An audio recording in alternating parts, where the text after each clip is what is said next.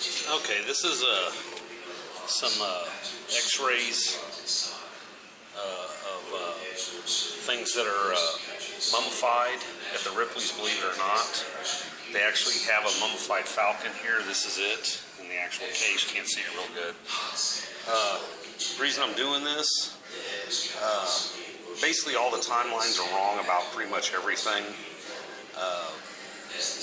If you look at some of the pharaohs, they have tobacco and cocoa leaves in their mummy wrappings. And here's the X-ray of the falcon, the mummified falcon there.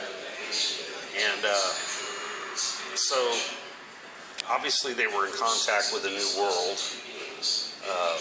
since tobacco and cocoa leaves are indigenous to North and South America.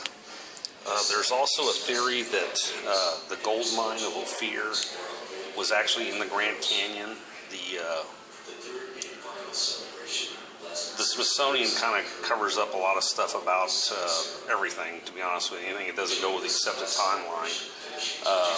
There's Roman swords that have basically looks like an apatosaur engraved on the handle. And they cover it all up. But the Romans were over here. The Vikings were. It's actually acknowledged that the Vikings were over here. If you look up the Kensington Rune Stone, that shows that Vikings went up the Mississippi. And if it wasn't for the mini ice age, they probably would have conquered most of North America. So the Minnesota Vikings would have really been the Minnesota Vikings. But anyway, as you look at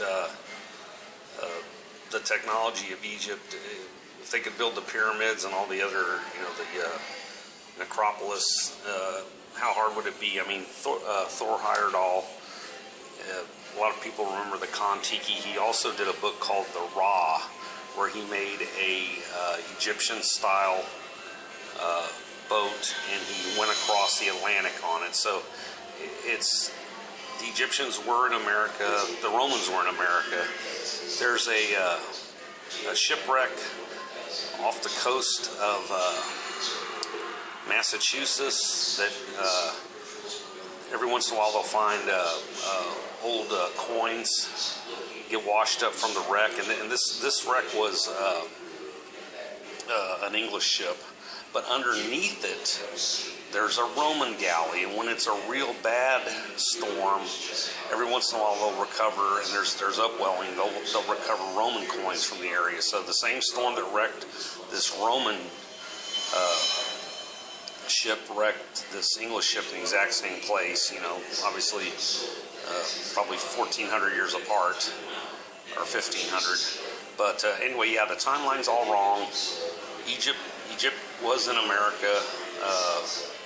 Like I said, you can look in the mummy wrappings, check it out again, that they had tobacco leaves and cocoa leaves. So they were in contact with South America and North America. So the timelines are all wrong. Anyway, that's all I got. Thanks.